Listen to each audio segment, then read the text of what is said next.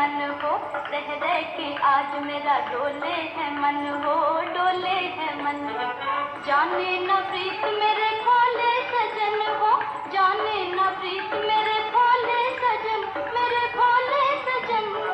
कैसे छुपाऊं हाय दिल की लगन, हाय दिल की लगन। कैसे छुपाऊं हाय दिल की लगन, हाय दिल की लगन। मौसम प्यारा ठंडी हवा, दिल मिल जाए वो जादू जगा। मुरली वाले मुरली बजा, सुन सुन मुरली को नाचे दिया।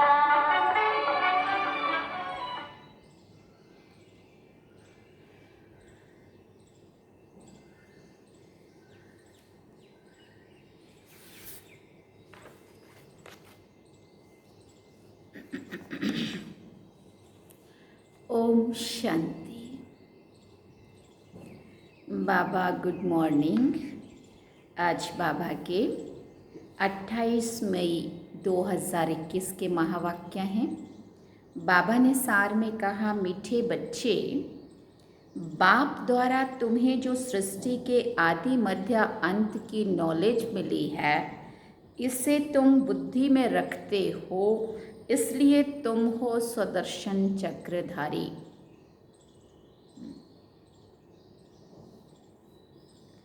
बाबा ने प्रश्न पूछा, रूह को पावन बनाने के लिए रूहानी बाप कौन सा इंजेक्शन लगाते हैं? तो बाबा ने उत्तर में कहा, मन मना भव का। कौन सा इंजेक्शन लगाते हैं? मन मना भव का। ये इंजेक्शन रूहानी बाप के सिवाय और कोई भी लगा नहीं सकता। इसमें संस्कृत आदि पढ़ने की भी ज़रूरत नहीं है। बाप तो हिंदी में सीधे शब्दों में सुनाते हैं। रूह को जब यह निश्चय हो जाता है कि रूहानी बाप हमें पावन बनने की युक्ति बता रहे हैं, तो विकारों को छोड़ती जाती है।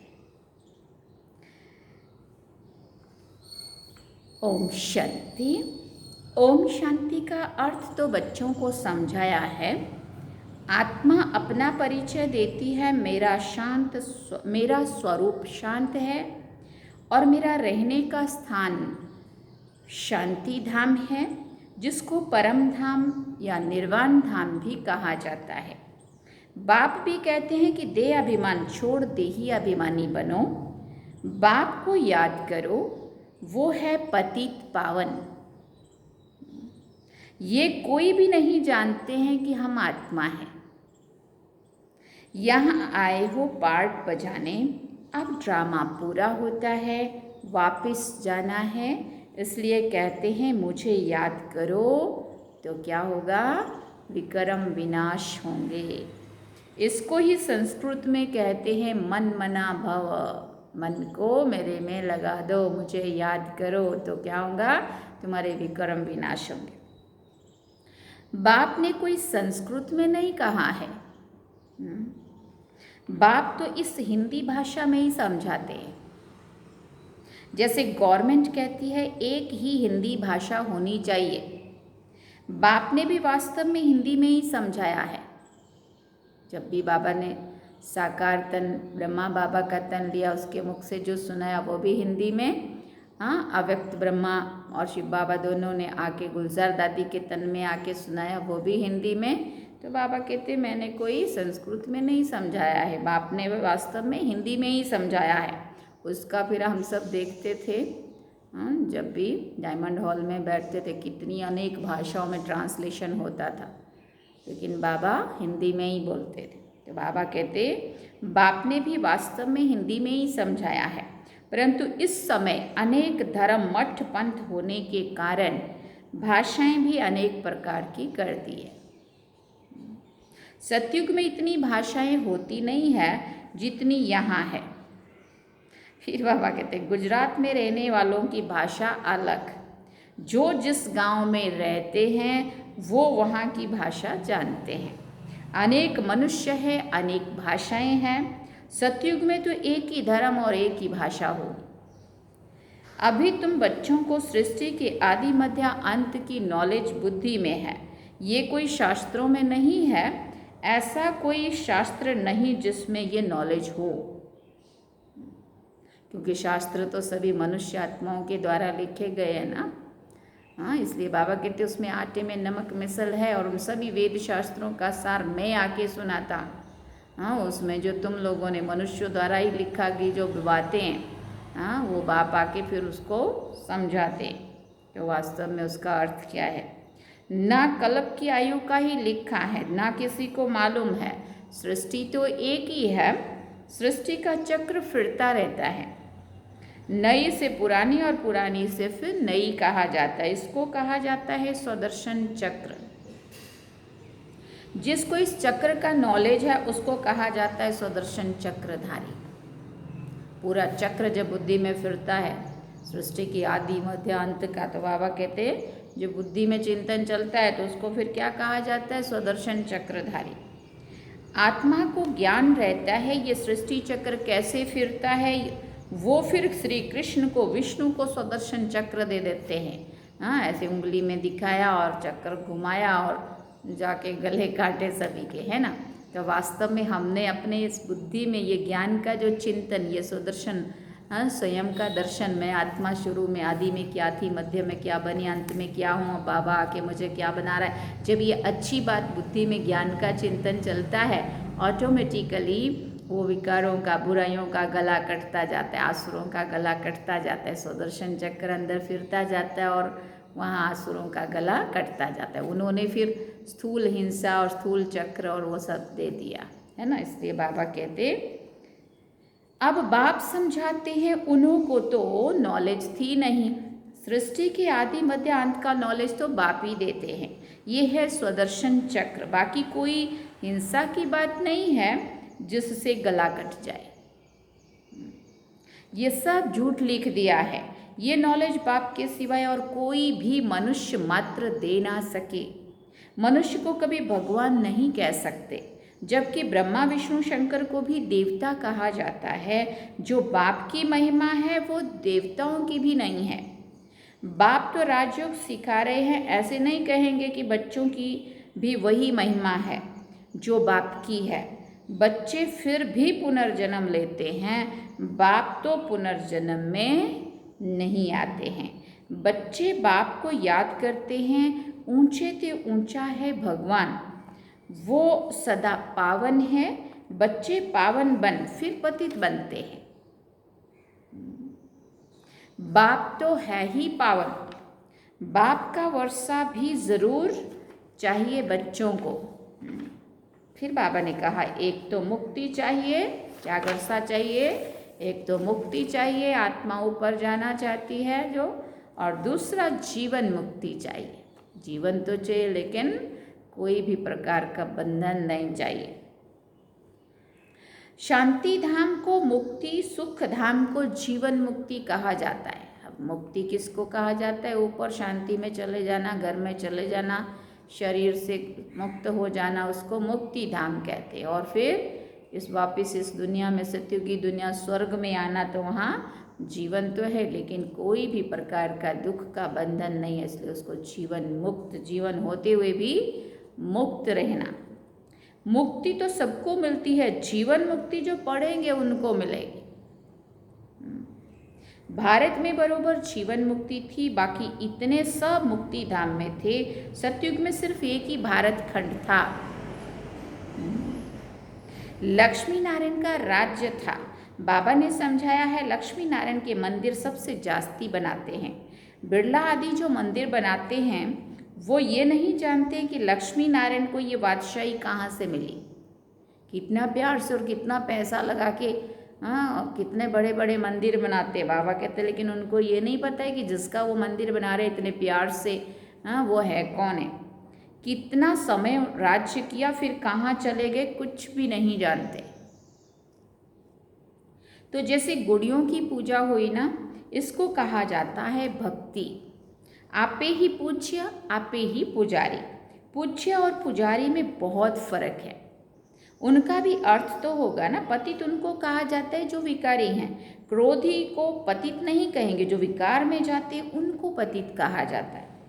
इस समय तुमको ज्ञान अमृत मिलता है। ज्ञान का सागर है ही एक बाप।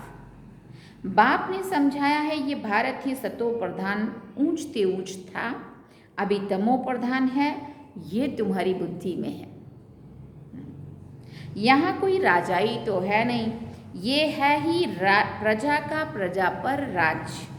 सतयुग में बहुत थोड़े होते हैं, अभी तो कितने हैं। विनाश की तैयारियां भी होती हैं। दिल्ली परिस्थान तो बनना ही है, परंतु ये कोई नहीं जानते। वो तो समझते हैं ये न्यू दिल्ली है। इस पुरानी दुनिया को पलटाने वाला कौन है, ये किसी को भी पता नहीं है। कोई शास्त्रों में भी नहीं है। समझाने वाला भी एक ही बाप है। अभी तुम बच्चे नई दुनिया के लिए तैयारी कर रहे हो, कौड़ी से हीरे मिसल बन रहे हो। भारत कितना साल्वेंट था, दूसरा कोई धर्म नहीं था। अभी तो अनेक प्रकार के धर्म हैं। अब रहम दिल बाप को याद करते हैं। भारत सुखधाम था, ये भूल गए हैं। अब तो भारत का देखो क्या हाल हो गया है। नहीं तो भारत हेवन था, बाप का जन्म स्थान है ना। तो ड्रामा अनुसार उनको तरस आ जाता है। भारत तो प्राचीन देश है। कहते भी हैं बरोबर क्राइस्ट से 3000 वर्ष पहले ये भारत स्वर्ग था और कोई भी धर्म नहीं था। अभी ये भारत बिल्कुल पट पर आकर पड़ा है। गाते तो हैं हमारा भारत देश सबसे ऊंचा था, नाम ही था हेवन, स्वर्ग। भारत की महिमा का भी कोई को पता नहीं है। बोलते हैं भारत देश महान, भारत सोने की चिड़िया, परंतु इसकी क्या महिमा है वो पता नहीं है। खाली बोलते हैं। बाप ही आकर भारत की कहानी सुनाते हैं। भारत की कहानी माना दुनिया की, क्योंकि चारों तरफ जलमय और चारों तरफ जलमय के अंदर भारत पीपल का पत्ता। तो बाबा कहते हैं भारत की ही कहानी सुनाते हैं, माना पूरे विश्व की सुनाते हैं, क्योंकि और बाकी देश तो सब उस समय और नहीं होते। प्राचीन खंड भारत ही होता है, अविनाशी खंड। इसको सत्यनारायण की कथा भी कहते हैं। भारत की कहानी माना दुनिया की कहानी, इसको सत्यनारायण की कहानी भी कहा जाता है। बाप बैठ समझाते हैं पूरे 5000 वर्ष पहले भारत में लक्ष्मी नारायण का राज्य था। जिनों के भी चित्र हैं, परंतु उनको ये राज्य कैसे मिला? सतयुग के आगे क्या था? संगम के आगे क्या था? कलयुग। ये है संगम युग, जिसमें बाप को आना पड़ता है, क्योंकि जब पुरानी दुनिया को नया बनाना हो तो मुझे भी आना पड़ता है, पतित दुनिया को पावन बनाने। मेरे लिए फिर कह दिया है वो तो सर्वव्यापी है, युगे युगे आता है, तो मनुष्य फिर मूंझ गए हैं। संगम युग को सिर्फ और सिर्फ तुम बच्चे जानते हो। तुम कौन हो बोर्ड पर लिखा हुआ है। क्या लिखा है बाहर बोर्ड में? प्रजापिता ब्रह्मा कुमारी ईश्वरीय विश्वविद्यालय। फिर बाबा कहते ब्रह्मा का बाप कौन है? शिव, ऊंचते ऊंच। पीछे है ब्रह्मा, फिर ब्रह्मा द्वारा रचना होती है। प्रजापिता तो जरूर ब्रह्मा को ही कहा जाता है ना, शिव को प्रजापिता नहीं कहेंगे। शिव सभी आत्माओं का निराकार बाप है। यहाँ फिर आकर प्रजापिता ब्रह्मा द्वारा एडॉप्ट करते हैं। बाप समझाते हैं मैंने इसमें प्रवेश किया है, उन द्वारा तुम मुख वंशावली ब्राह्मण बने हो। बाप द्वारा ही तुमको ब्राह्मण बनाए, फिर देवता बनाता हूँ। अभी तुम ब्रह्मा के बच्चे बने हो। फिर बाबा ने पूछा अच्छा ब्रह्मा किसका बच्चा है? ब्रह्मा के बाप का कोई नाम है? वो है निराकार शिव। फिर बाबा ने कहा वो आकर इनमें प्रवेश कर एडॉप्ट करते हैं, मुख वंशावली बनाते हैं। बाप कहते मैं इनके बहुत जन्मों के अंत में प्रवेश करता हूँ, ये हमारा बन जाता है, सन्यास धारण करते हैं। फिर बाबा ने पूछा किसका सन्यास? सन्यास किया किसका? 5 विकारों का संन्यास। घर बार छोड़ने की दरकार नहीं है, गृहस्थ व्यवहार में रहते पवित्र रहना है। माम एकम याद करो तो तुम्हारे विकर्म विनाश हो जाएंगे। यही योग है जिससे खाद निकल जाती है और तुम सतो प्रधान बन जाते हो। भक्ति में तो भले कितने भी गंगा स्नान करें, जप तप आदि करें, नीचे तो उतरना ही है। सतो प्रधान है, अब तमो प्रधान है, फिर सतो प्रधान कैसे बने? सो सिवाय बाप के और कोई भी रास्ता बता ना सके। बाप तो बिल्कुल सहज रास्ता बताते हैं, माम एकम याद करो। कितना सहज रास्ता है, मुझे याद करो, तुम्हारी आत्मा साफ हो जाएगी, शुद्ध पावन सतो प्रधान गुणवान बन जाएगी। ये आत्माओं से बात करते हैं। कोई बाबा कहते कोई गुजरातियों व सिंधियों से बात नहीं करते हैं, ये तो है ही रूहानी ज्ञान। शास्त्रों में है जिस्मानी ज्ञान, रूह को ही ज्ञान चाहिए, रूह ही पतित बना है, उनको ही रूहानी इंजेक्शन चाहिए। बाप को कहा जाता है रूहानी अविनाशी सर्जन।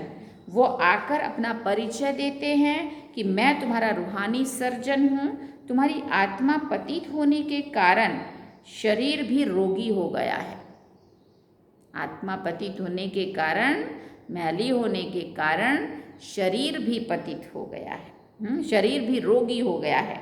इस समय भारतवासी तथा सारी दुनिया नरकवासी है। फिर स्वर्गवासी कैसे बन सकती है? सो बाप आकर समझा दे। बाप कहते मैं ही आकर सभी बच्चों को स्वर्गवासी बनाता हूँ। तुम भी समझते हो बरोबर हम नरकवासी थे, कलयुग को नरक कहा जाता है, अब नरक का भी अंत है। भारतवासी इस समय रौरव नरक में पड़े हैं, इनको सावरंटी भी नहीं कहेंगे, लड़ते झगड़ते रहते। अब बाप स्वर्ग में ले जाने के लायक बनाते हैं तो उनका मानना चाहिए ना। अपने धर्मशास्त्र को भी नहीं जानते, बाप को भी नहीं जानते, तो बाप कहते हैं मैंने तुमको पतित से पावन बनाया था, ना कि श्री कृष्ण ने। श्री कृष्ण तो पावन नंबर 1 था, उनको कहते हैं फिर श्याम सुंदर। श्री कृष्ण की आत्मा पुनर्जन्म लेते लेते अब श्याम बनी है। श्याम बनी है माना आत्मा पतित बनी है, काम चित्ता पर बैठ काले बने हैं। शरीर की बात नहीं है, शरीर से काला गोरा नहीं दो तो अंतिम जन्म में भी देखो कितना गोरा गोरा शरीर है। बाबा कहते अब आत्मा श्याम बनी है। जगत अम्बा को काली क्यों दिखाते हैं ये कोई नहीं जानते हैं। जैसे श्री कृष्ण को काला दिखाया है वैसे जगत अम्बा को भी काली दिखाते हैं। और काली का कैसे जीव निकला हुआ और कैसे आसुरों को पैर के नीचे कुचल डाला। तो वास्तव में मम्मा अपनी बुराइयों के ऊपर विजय प्राप्त करने वाली, वो बुराइयों को कुचल डालने वाली, तो उनका यादगार उन्होंने फिर पैर के नीचे राक्षस दिखा दिए और जीभ बाहर निकाल दी। तो वो दुर्गुणों के ऊपर काली थी, कमियों कमजोरियों को ख़त्म करने के लिए काली थी। बाबा कहते अब तुम काले हो फिर सुंदर बनते हो। तुम समझा सकते हो भारत बहुत सुंदर था। सुंदरता देखनी हो तो अजमेर सोनी द्वारिका में देखो। सोने में, स्वर्ग में सोने के महल थे, अभी तो पत्थर भीतर के हैं, सभी तमो प्रधान हैं। तो बच्चे जानते हैं शिव बाबा ब्रह्मा दादा दोनों इकट्ठे हैं, इसलिए कहते हैं बाप दादा। वर्षा शिव बाबा से मिलता है। अगर दादा से कहेंगे तो बाकी शिव के पास क्या है। अगर वर्षा समझो ब्रह्मा बाबा से कहेंगे मिलता है तो फिर शिव बाबा ने क्या दिया, क्यों आया शिव बाबा। अगर ब्रह्मा बाबा ही दे देने वाले होते तो ये खुद इतनी भक्ति कर कर के थोड़ी शिव बाबा को ढूंढते। इन्होंने तो खुद ढूंढा शिव बाबा को नंबर 1 भक्त बन करके, है ना। इसलिए बाबा कहते वर्षा शिव बाबा से मिलता है, लेकिन इनके द्वारा मिलता है, ब्रह्मा द्वारा। ब्रह्मा द्वारा विष्णुपुरी की स्थापना। अभी तो रावण राज्य है, सिवाय तुम्हारे सब नरकवासी हैं। अभी तुम संगम पर हो, अभी पतित से पावन बन रहे हो, फिर विश्व के मालिक बन जाएंगे। ये कोई मनुष्य नहीं पढ़ाते हैं। तुमको मुरली कौन सुनाते हैं? गीत क्या सुना? मुरली वाले मुरली बजा, सुन सुन मुरली को नाचे जिया। पिया की मुरली को सुन के नाचे जिया। हाँ, जब जब मुरली में गीत नहीं आता है ना, तो मैं ये वाला गीत बजा देती, मुरली वाले मुरली बजा। तो मुरली कौन सुनाता है? शिव बाबा ना। तुमको मुरली कौन सुनाते हैं? शिव बाबा। परम धाम से आते हैं पुरानी दुनिया, पुराने शरीर में। कोई को निश्चय हो जाए फिर बाबा से मिलने के सिवाय रह ना सके। कहें पहले तो बेहद के बाप को मिले, ठहर नहीं सकेंगे। कहेंगे बेहद का बाप जो स्वर्ग का मालिक बनाते हैं, हाँ, उनके पास हमको फौरन ले चलो। अभी देखो जो बेचारे अभी तो मिले नहीं हैं बाबा से, मधुबन नहीं आए हैं, हाँ, अभी एक नया गीत बन गया है, शिव बाबा सब कुछ ठीक कर दो, हमें मधुबन बाबा से मिलने आना है, हमें मधुबन आना है। तो बाबा कहते जिन्होंने मिल लिया है वो भी तरस रहे हैं मधुबन जाने के लिए, और जिन्होंने मिला ही नहीं है, बेचारों ने देखा ही नहीं, अभी बाबा के बच्चे बन रहे हैं नए नए। कैसा सोच चलता होगा, कैसा होगा मधुबन, कब चलेंगे मधुबन, लॉकडाउन हो गया। बाबा कहते उनके पास, हाँ, जो बाप हमें स्वर्ग का मालिक बना रहा है उनके पास फौरन ले चलो। देखें तो सही शिव बाबा का रथ कौन सा है। वो लोग भी घोड़े को श्रृंगारते हैं, पटका निशानी रखते हैं। वो रथ था मोहम्मद का, जिसने धर्म स्थापन किया। भारतवासी फिर बैल को तिलक देकर और क्या करते हैं, मंदिर में रख देते हैं। समझते हैं इस पर शिव की सवारी हुई। अब बैल पर तो ना शिव की और ना शंकर की सवारी है, कुछ भी समझते नहीं है। शिव निराकार है, वो कैसे सवारी करेंगे? टांगे चाहिए जो बैल पर बैठ सके। अब वास्तव में उस आत्मा ने उस रथ में, हाँ, उस परम आत्मा सुप्रीम सोल ने इस रथ का आधार लिया, स्तन का आधार लिया, उनकी यहाँ आके तन में विराजमान हुए। उन्होंने फिर वो घोड़ा, वो बैल, किसी ने घोड़ा दिखा दिया, किसी ने बैल दिखा दिया। हाँ, बाबा कहते अगर वो घोड़ा या वो बैल चाहिए तो टांगे भी चाहिए उसके ऊपर बैठने के लिए। ये है अंधश्रद्धा। अच्छा, मीठे मीठे सिकेल दे बच्चों प्रति माता पिता बाप दादा का याद प्यार और गुड मॉर्निंग। रूहानी बाप की रूहानी बच्चों को नमस्ते। हम रूहानी बच्चों की रूहानी माता पिता बाप दादा को दिलवा चांद सिकवा प्रेम से याद प्यार, गुड मॉर्निंग, नमस्ते, थैंक्स बाबा जी।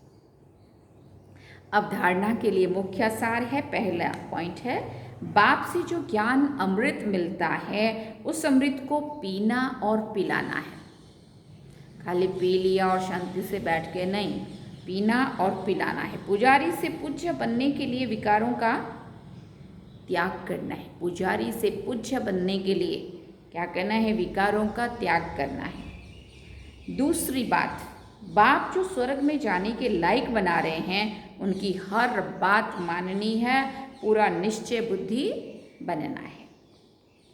वरदान है आज का, अपने संपूर्ण स्वरूप के आह्वान द्वारा आवागमन के चक्र से छूटने वाले लक्की सितारे भव।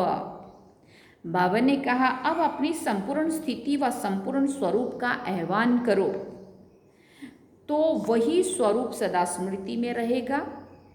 फिर जो कभी ऊंची स्थिति कभी नीची स्थिति में आने जाने का आवागमन का चक्र चलता है, बार बार स्मृति और विस्मृति के चक्र में आते हो, इस चक्र से मुक्त हो जाएंगे। उन्होंने फिर इसके बदले क्या बोला? उस आवागमन के जन्म मरण के चक्र से ही छूट जाएंगे। हाँ, और बाबा ने क्या कहा? जो बार बार स्मृति आती है, माना याद करते हैं भूल जाते हैं, स्मृति विस्मृति, चले जाते हैं आ जाते हैं, गए आए, युद्ध चलती है, टिके हुए नहीं रहते। तो इसको बाबा ने आवागमन का चक्र कहा। और देखो मनुष्य आत्माओं ने फिर शास्त्रों में आवागमन का चक्र से छूटना माना इस दुनिया में ही नहीं आना। देखो कि कैसे कैसे अर्थ हैं इसके। तो बाबा कहते जो आवागमन का जो चक्र चलता है, इससे बार बार स्मृति और विस्मृति में आते उस चक्र से मुक्त हो जाएंगे। वो लोग जन्म मरण के चक्र से छूटना चाहते हैं और आप लोग व्यर्थ की बातों से छूट कर चमकते हुए लक्की सितारे बन जाते हो। आवागमन के चक्कर से, इस आवागमन के चक्कर से, व्यर्थ से एक सेकंड में आए और गए, जो टिकते नहीं, हलचल हलचल में आते रहते, कभी स्थिति नीचे तो कभी ऊपर, कभी आए कभी गए, कभी आए कभी गए। इसको बाबा ने आवागमन का चक्र कहा। सारा दिन सोचना हम कितनी बार दिन भर में आएंगे और जाएंगे, है ना, इससे छूट जाते। स्लोगन में बाबा ने कहा, किसी भी विघन के वश होना अर्थात डायमंड पर दाग लगाना। किसी भी विघन के वश होना अर्थात डायमंड पर दाग लगाना। अच्छा, ओम शांति। ये थे बाबा के आज के महावाक्य। बाबा ने सार में कहा, मीठे बच्चे, बाप द्वारा तुम्हें जो सृष्टि के आदि मध्य अंत की नॉलेज मिली है, इसे तुम बुद्धि में रखते हो, इसलिए तुम हो स्वदर्शन चक्रधारी। सुना, सारा दिन में चेक करना अपने आप को, सारा दिन में कितना देर हमारा ये चक्र जो बुद्धि में चिंतन चला। क्योंकि जितना ये चक्र अंदर फिराएंगे, व्यर्थ के गले कटेंगे, बुराइयों के गले कटते जाएंगे, आसुरों के। अच्छा, ओम शांति। अभी हम बाबा को याद करते हैं।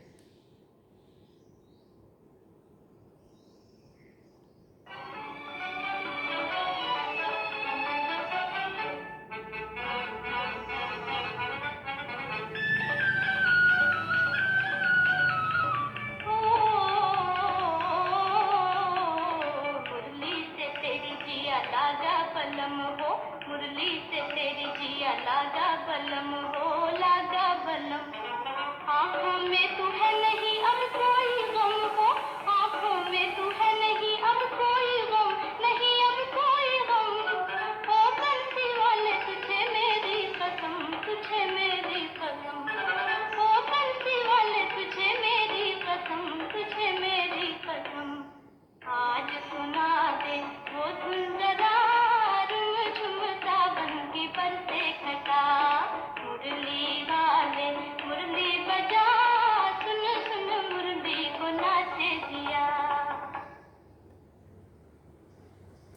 ओम शांति।